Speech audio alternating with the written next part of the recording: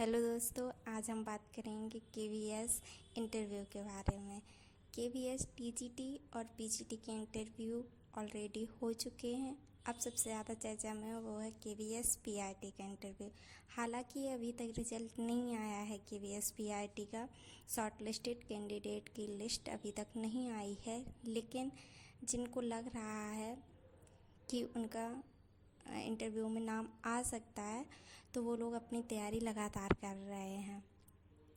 तो जब हम केवीएस इंटरव्यू या किसी भी इंटरव्यू की बात करते हैं तो सबसे ज़्यादा इंटरव्यू में ज़रूरी जो होता है वो होता है कॉन्फिडेंस।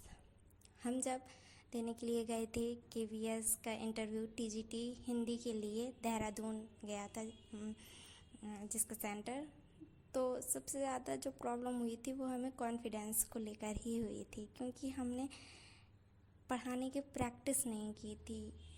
सीनियर टीचर्स के सामने बैठ के पढ़ाया नहीं था, तो इस वजह से ये दिक्कत सबसे ज़्यादा आई थी हमें कि वहाँ पे जो पैनल था, जैसे ही हमने रूम में एंटर किया तो पहले से तो बहुत ज़्यादा मोटिवेट, वहाँ पे जितने भी कैंडिडेट थे जिनसे भी हम बात कर रहे थे सब मोटिवेट कर रहे थे। जो टीचर थे वहाँ के उन्होंने भी मोटिवेट किया था। अगर हम दिलचस्प बात बताएं तो उसमें ये सबसे ज़्यादा दिलचस्प बात ये है कि अगर कोई कैंडिडेट आया है और वो भी आपकी तारीफ़ कर रहा है, मतलब कि आपको वो मोटिवेट कर रहा है। तो हमारे बगल में जो दीदी बैठी हुई थी तो वो और दो दीदी बैठी हुई थी, वो एक दूसरे से क्वेश्चन आंसर कर रही थी और हम फ्रेशर थे। जैसे ही बीएड हुआ था तुरंत केवीएस का नोटिफिकेशन आ गया था, तो हमारे पास कुछ इतना ज़्यादा डिस्कशन करने के लिए था नहीं, तो वो लोग डिस्कस कर रहे थे, बीच बीच में हमसे भी पूछ लेते थे। तो ऐसे ही बात करने लगे तो उन्होंने नंबर का भी डिस्कस किया, सब कुछ डिस्कस किया। फिर वो कहने लगे कि आपकी जो आवाज़ है, जो बोली है, वो बहुत अच्छी लगती है और आपको तो इसी के नंबर मिल जाएंगे, देख लेना। आप इंटरव्यू जब देने का जाएंगे तो आपको बोलने का जो तरीका है इसी से नंबर आपको मिल जाएंगे। वहाँ पे उन्होंने हमें मोटिवेट कर दिया था। फिर जब हम अंदर गए तब जो हमारे डॉक्यूमेंट थे, वहाँ पे जितनी भी गर्ल्स थी हमारे रूम में ज़्यादातर गर्ल्स ही थी, तो उन सब के डॉक्यूमेंट जो हैं वो बहुत ज़्यादा थे, क्योंकि एमए पीएचडी वगैरह किए हुए थे और हमारे डॉक्यूमेंट जो थे वो बहुत कम थे, क्योंकि बीएड तक की डिग्री थी, ग्रेजुएशन और बीएड इतना ही था हमारा। और सब इससे भी ज़्यादा डिग्री लेकर डिप्लोमा ज़्यादा थे उनके पास, और किसी भी प्रतियोगिता में ज़्यादा पार्टिसिपेट किया था उन लोगों ने, तो उनके डॉक्यूमेंट ज़्यादा, तो वेरिफिकेशन में टाइम लग रहा था। हमारे डॉक्यूमेंट वेरिफिकेशन में उन लोगों को लग रहा था कि ज़्यादा टाइम नहीं लगेगा, जो वहाँ पे सर थे, तो उन्हें लग रहा था लाओ तो तुम्हारा पहले कर दें, तो उन्होंने हमारे डॉक्यूमेंट लिए वेरिफिकेशन के लिए। तो जो इलाहाबाद यूनिवर्सिटी से था हमारा ग्रेजुएशन, तो उस वजह से उन्हें समझ में नहीं आ रहा था कि ये नंबर किस तरीके से आ गए हैं। बुंदेलखंड यूनिवर्सिटी से था हमारा बीएड, तो उसमें भी उन्हें समझ में नहीं आ रहा था। तो वो कहने लगे कि क्यों इसमें ये ऐसे कैसा और इसमें ये नंबर कैसे आ गए हैं। तो हमने कहा कि सर ये इस तरीके से आया, हमने उन्हें समझाया। तब वो कहने लगे कि अच्छा, लेकिन उन्हें डायरेक्ट लिखना चाहिए, उन्होंने ये बोला था। हमने कहा कि सर ये तो हमें नहीं पता कि क्यों लिखा क्यों नहीं लिखा। तो कहने लगे कि ठीक है, और टाइम लगा उन्हें इन सब चीज़ों को समझने में। तो फिर उन्होंने कहा कि हमें लग रहा था कि तुम्हारे सबसे कम डॉक्यूमेंट हैं और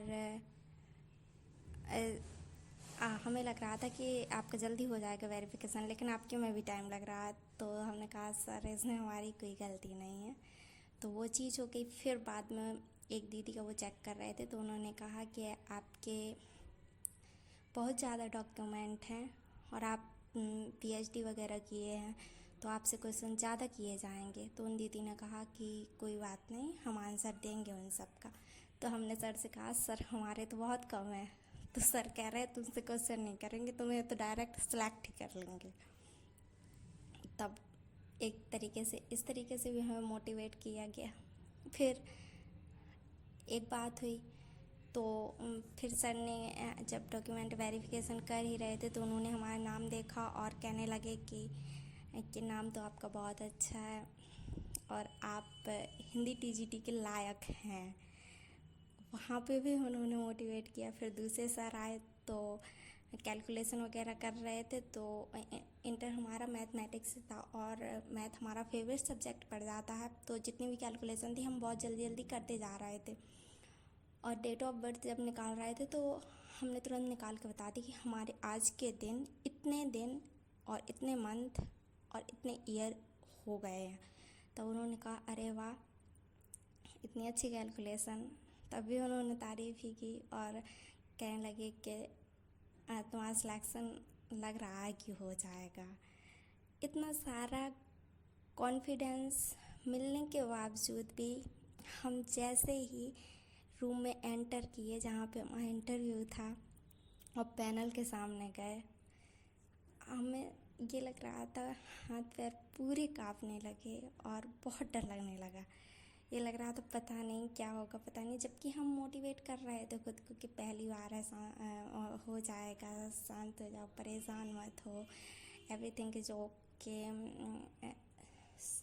बिल्कुल भी टेंशन लेने की ज़रूरत। लेकिन फिर भी कुछ प्रॉब्लम अंदर ही अंदर हो रही थी।